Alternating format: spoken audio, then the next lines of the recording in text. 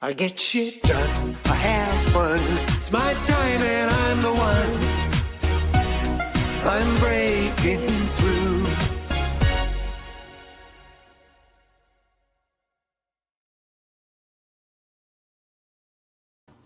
If you could double your profits without spending more on ads, would you? Well, we're going to talk about that today in the little bit of time we have with my esteemed guest and friend and comrade in arms, so to speak. Anyway, thank you for being here. If you're here live, appreciate you being here live with us. It's great. Questions, comments, or feedback, send it our way. We'll do our best to answer it while we're live. And if you're watching us on, the replay, hashtag replay, same thing. Comments, feedback, we'd love to hear it. Good, the bad, and then the ugly, because that's how we get better. And I've had some great experiences with people who've suggested that because of a guest, because of an idea, it's had a major impact on somebody's life in their world. So you want to be part of that? Come and play with us today, tomorrow, or afterwards. So like, comment, and share this out, and also subscribe to the Business Renovator on YouTube. That would be super fantastic. Matter of fact, wonderful. And at the end of this episode, you'll see what I mean by wonderful. It'll make total sense then. In the meantime, I have a shameless plug. Yes, I need to do this. This is how we are able to keep the show going for you and everybody else. So hang on while I go find the right video. Wrong video. See, this is live, raw.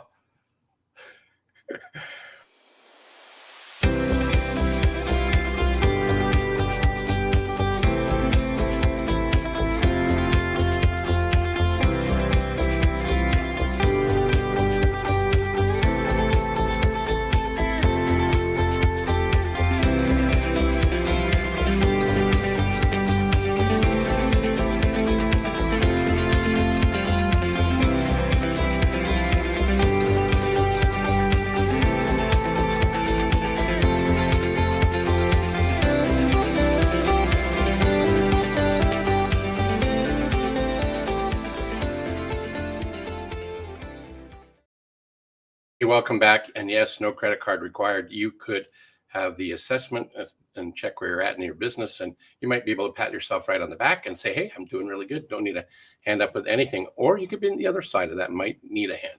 Complimentary 30-minute coaching session with me. And it's complimentary just because you watch this episode. Anyway, enough about that. I've done my shameless plug. It's about time. The real meat and potatoes of why we're here today is my fellow coach and friend. So today's guest, he's actually a leader who turns business potential into measurable profit. John Moore, founder of Moore Strength, I love that name, uses a proprietary AI-powered SWOT analysis to identify the most impactful growth opportunities across 47 core areas of an organization. With over 15,000 coaching hours and a proven record in leadership development, team performance, and strategic sales, John brings a guarantee you won't hear anywhere else. Ooh, that's scary, but exciting. Double your investment in net profit, or he keeps working with you at no cost until you do. Let's welcome John Moore to the show. That's my job. I bring him on. Hey, Phil. John, welcome. I know you're crazy busy. You told me that in the green room. So I'm excited that you're here and able to squeeze this into your crazy, exciting life. Yeah. How's life up there? Up there is pretty darn wonderful most days. Yeah. And even when it's not wonderful and you're going through the quagmire, it's like I've been sharing this story a lot lately, is that it's like the little boy trying to get a butterfly out of the cocoon.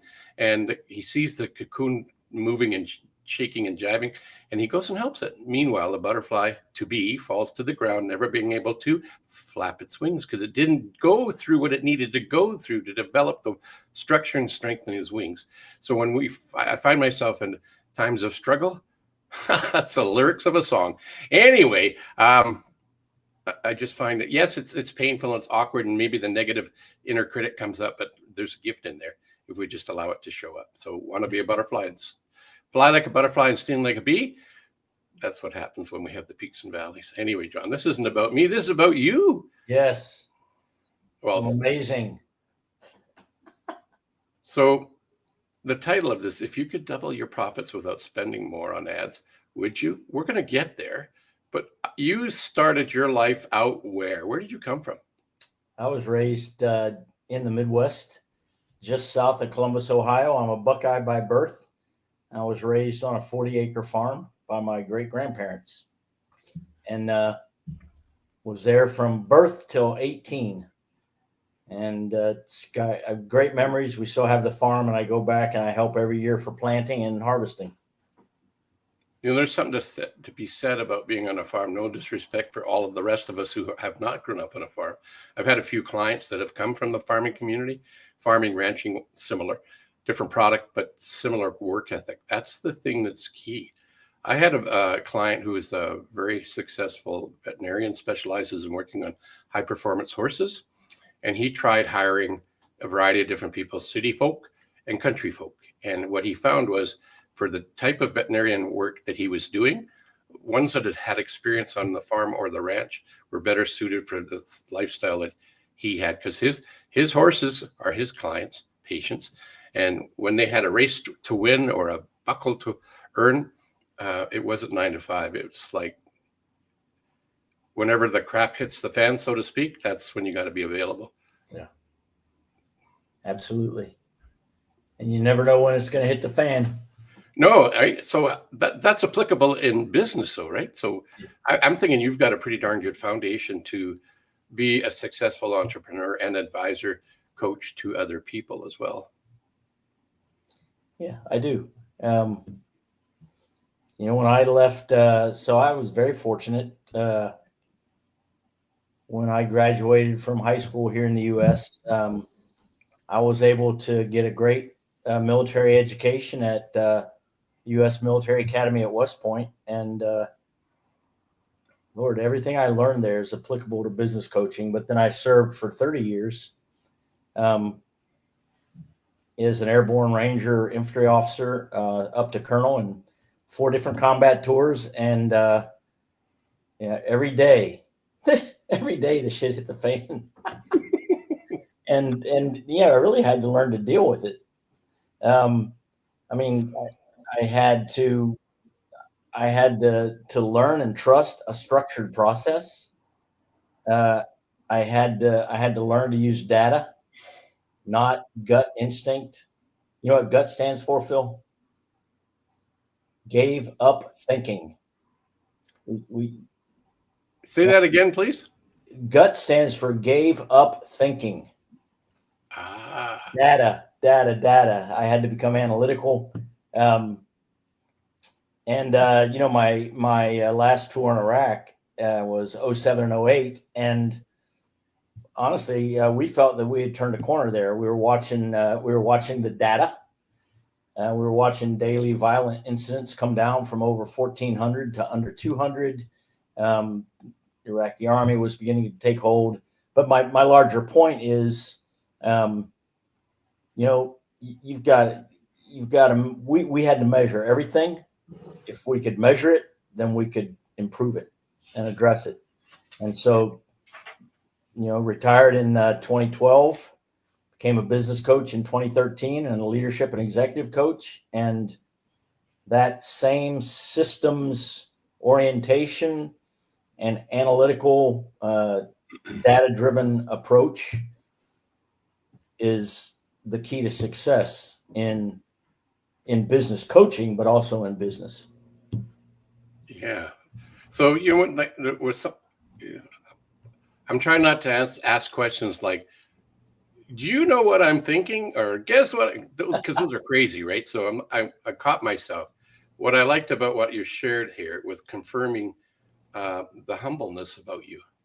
I've learned some things today, and I've known you for a little bit now, and I didn't know some of those things about you. That's because you don't talk much about you. You're kind of more about other people and helping them raise themselves to another level. You've helped them, but you're not braggadocious about it. So I guess that's called humility. A nice trait to have. Yeah, you know, there's a great book called, the Arbinger Institute.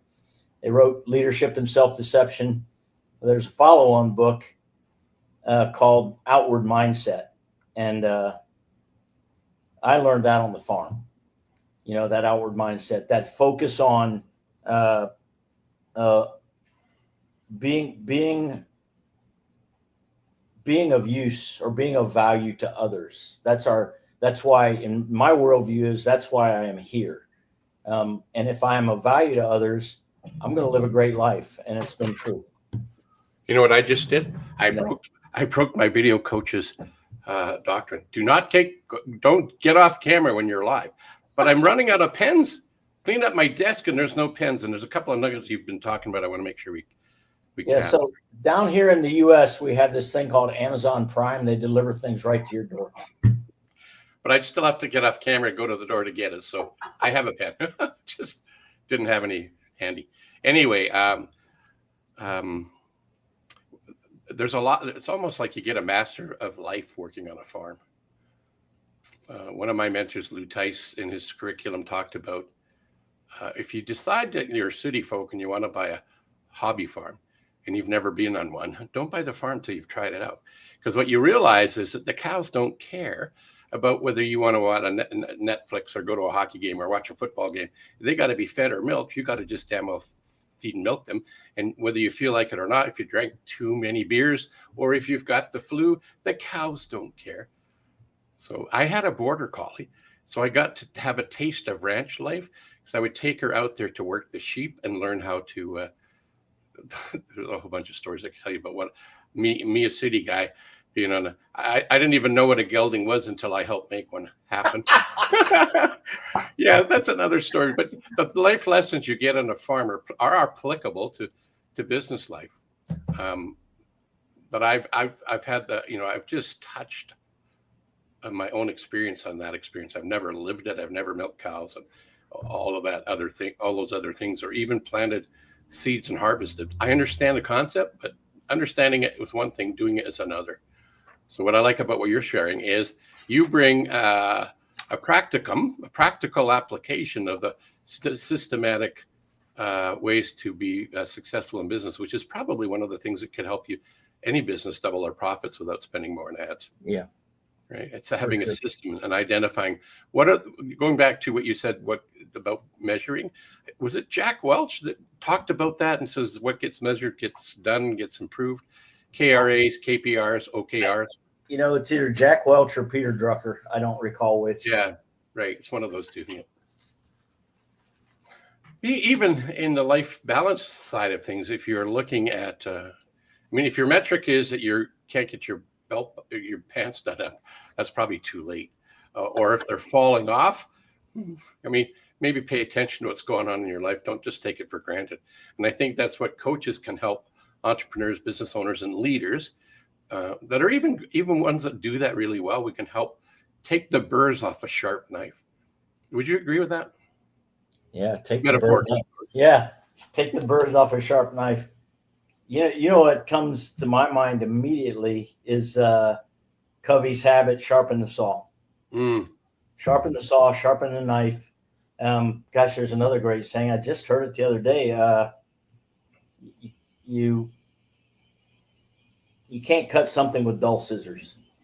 You're going to spend 10 times the effort cutting something with dull scissors as you would cutting the same thing with sharp scissors. So, yeah, I think taking the burrs off the knife edge is a great analogy, Phil. Just sent my head spinning all kinds of different directions. Darren says sharp cuts heal faster. Great. That's awesome. I love it, right? Isn't that great? There was a comic, and I give credit to the artist who created the comic, but I can't remember who it was. It was in a local rag here a bunch of years ago. And there's a picture, I think it was something to do with selling, and people don't like salespeople because they're going to sell them something they don't want. The fact is that doesn't happen very often. People can't be hypnotized if they don't want to be hypnotized. People can't buy if they don't want to buy. Nobody can force anybody to do anything.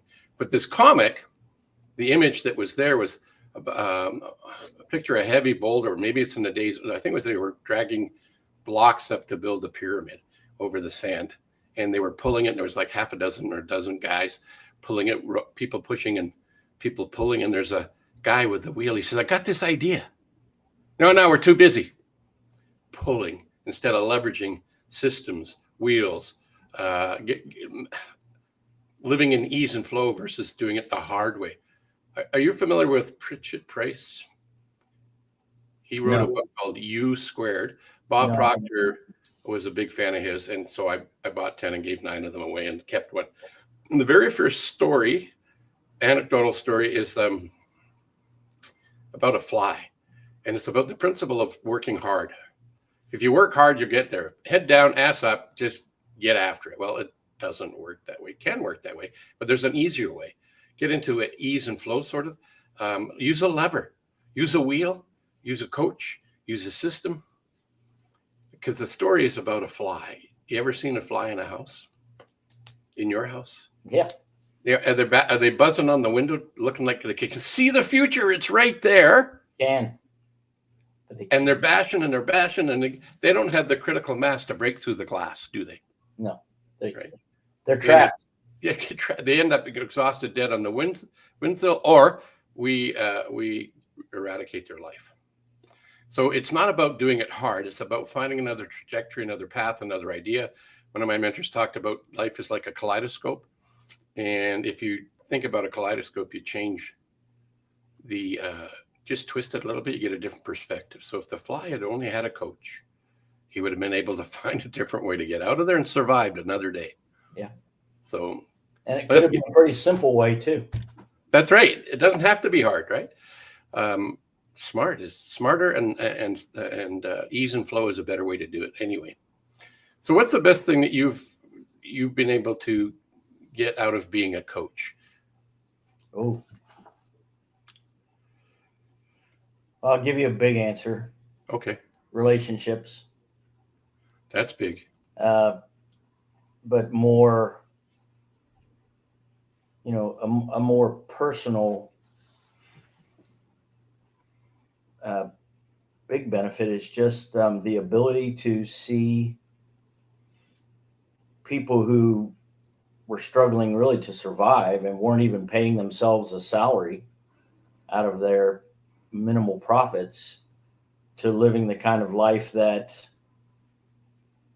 every human being, desires to live, with some personal and financial freedom and the ability to take care of their families, send their children to college if that's what they want to do.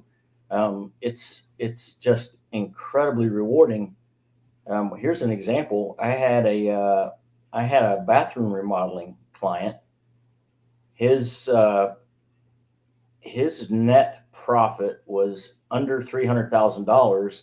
He was grossing $2.5 million, and he was doing everything. When I first met this guy, I thought I was watching, a hamster, a gerbil on one of those wheels. He was just running as fast as he could and staying right there in place. And this is every business owner, every startup. They are just they're down in the engine room, right? Throwing coal in the furnace. And so after about 5 months, we just focused on his expenses. At the end of the 5th month, he was able to invest $225,000 to hire a general manager, which included a benefits package. This general manager had he was a professional project manager, had a PMP certification too. Hmm. So now, that was 8 months ago. Now the owner of this remodeling company is truly a CEO. He's gone from hamster to CEO, and he's no longer missing his kids' sporting events, awards banquets, living on his phone the entire evening when he gets home. That's it. He's my ideal for all my clients, because he's so happy. We are such good friends. We're really close to his entire family now. And if that's the last thing I ever did to contribute to any business owner, I would lay down in the pine box and head out very happy. You have a big smile on your face. I would have a big smile on my face. Just thinking about that guy makes me smile. Yeah. Is that on a list anywhere of successes? Oh, I haven't taught you that yet. So I Yeah, do this thing. not yet. I do this thing where I get everybody to come up with a list of their successes, their wins, their victories from the time they were born. So they start there and then add them up. It's amazing how many people take themselves for granted. There was a psychologist, Dr. Bender, said we go through our successes way too quickly and way too lightly, and we need to slow down. Well, it's a good idea to slow down for just a little bit, to give credit where credit is due, where we've done something, and don't take ourselves for granted. When I hear somebody says, yeah, well, give them a compliment, they go, yeah, whatever, next. I know that they are missing out on the things that they've done, the people that they've not hurt, helped, the people they've helped, so that it builds up their ability to do more stuff. And it's not about continuously doing just for the sake of doing, but we're a life force energy that's seeking to grow. And if we're not deliberately growing, we're actually kind of dying. So my challenge to you, my friend, is to do your 100 PSL list from the 0 to where you are. And it's the reason why it's 100 plus success list, because I used to call it the 100 success list. And what people did would stop when they got to 100. It's not the point. The idea is that when you're having those challenges, having a bad day, or have a big, hairy, audacious goal that scares the out of you, you can look at the wins and do what they call flick back, flick up, flick back, flick up. So borrow the emotions and the wins of what you've done before and plunk it into the future. So you're imprinting yourself at your future best. Yeah. You know, I'm already affected by that thought, you know, because I've never taken the time to take stock of where I've succeeded, what I've done to succeed. I've never really cataloged that. And it reminds me of a couple of things, if I can share. Yeah. Either on a podcast or in a book. Instead of making a to-do list, make a done list, because it's encouraging, it's inspiring, it's motivating, which reminds me of the potential for the success list. And then, you know, the second thing that comes to my mind is this idea of, you know, gratitude and optimism is so powerful.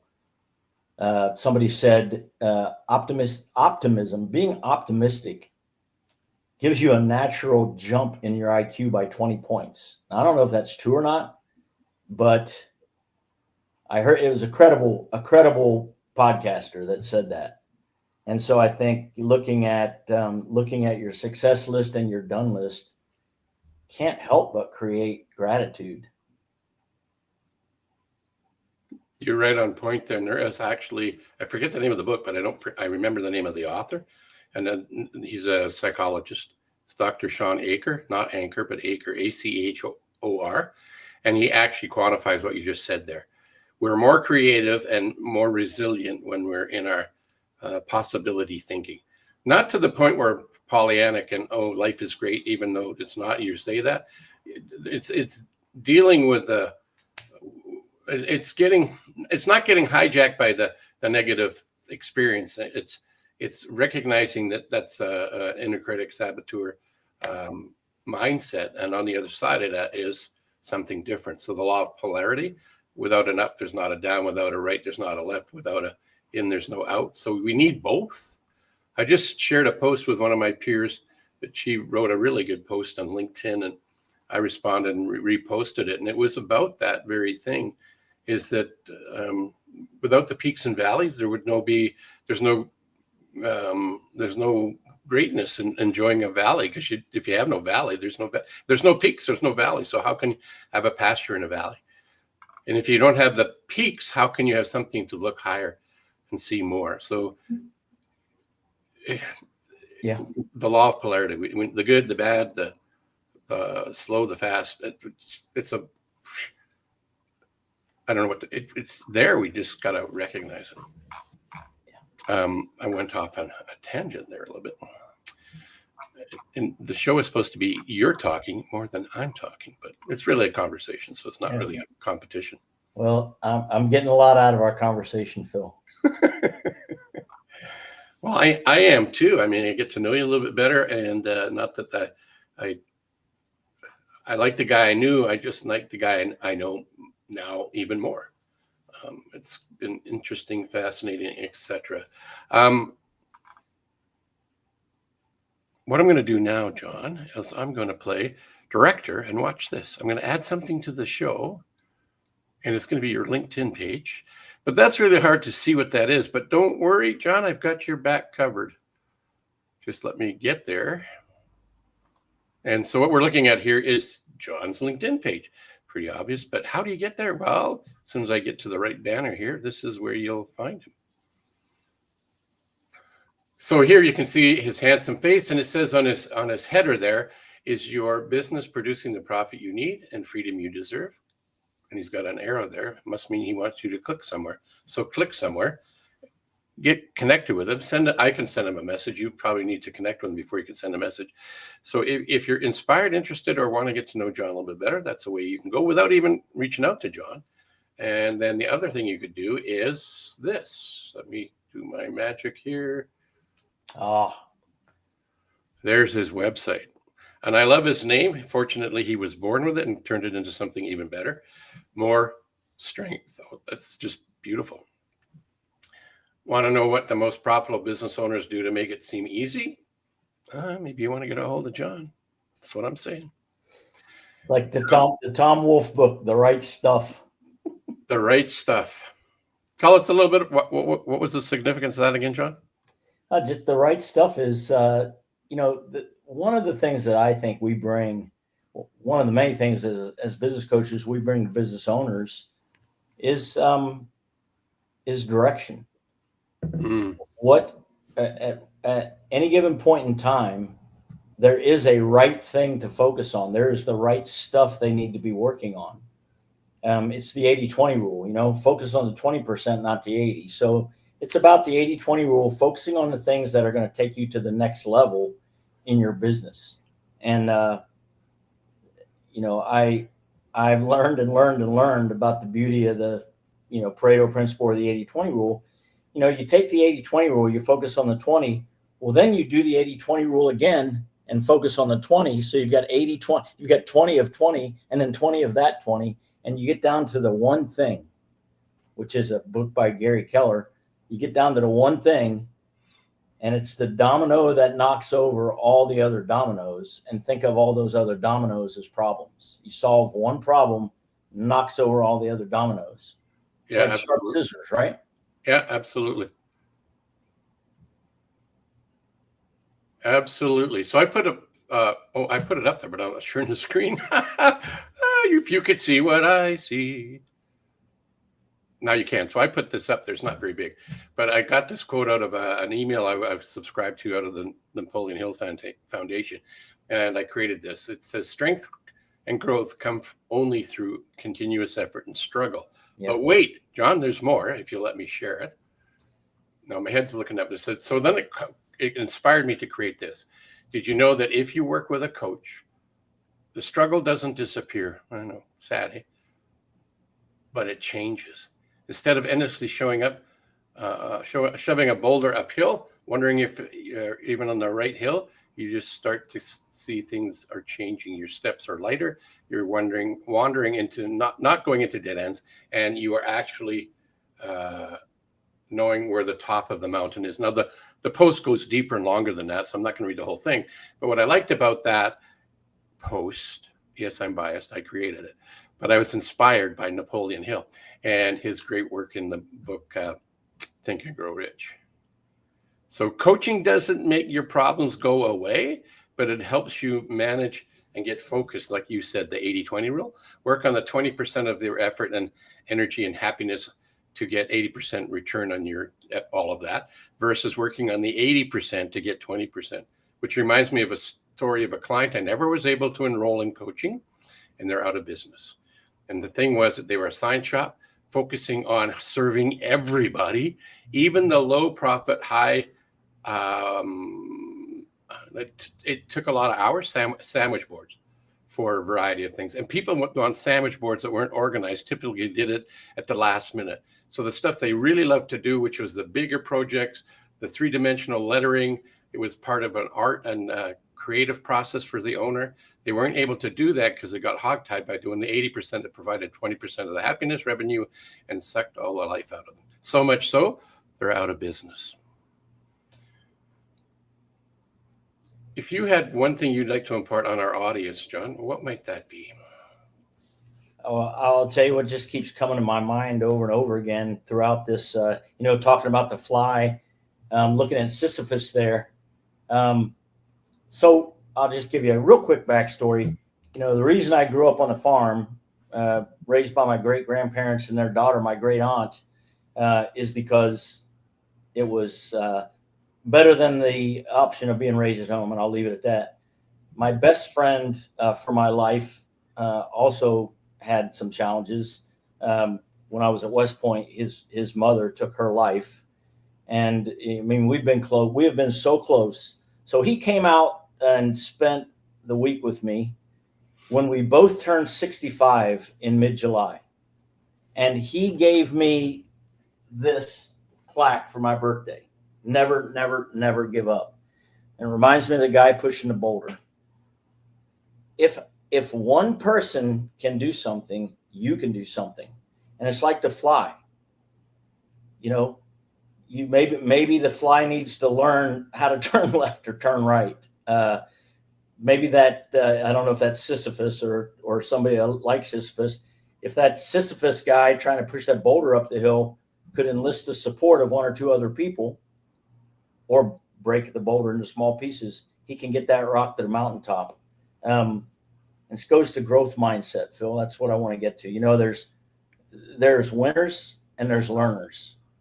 And if you can take every slip, fall, failure and turn it into a lesson that allows you to fly out the door and not smack into a window, then you're a winner. That's what I got. That was fabulous. Actually, I have another word for it, but I'm going to save that for later because it's going to show up here shortly. John, I know you're crazy busy, and doing some things for the company you work for, and I'm hog-tying you and got you away from there, but I really appreciate you being here and sharing that nugget. It was actually fantastic. If you can hang out with me in the green room for a little bit, that'd be great. If you got a bowl, I totally get it. So I've got a few minutes. Okay, so I'm going to wrap this up for everybody else. Thanks for being here and sharing some of your time. I know you're crazy busy, like I already mentioned, and some really good nuggets in there. And if you get a nugget that you've heard from John, or you want to share some thoughts about what you heard today, send it our way. We'd really like to hear it, the good, the bad, and the ugly. That's how we get better.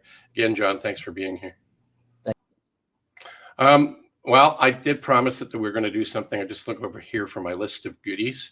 And what I want to end the show with is this. You, above my finger, is representing you. You are unique and you are wonderful. So I encourage you, challenge you to continue to be your wonderful self.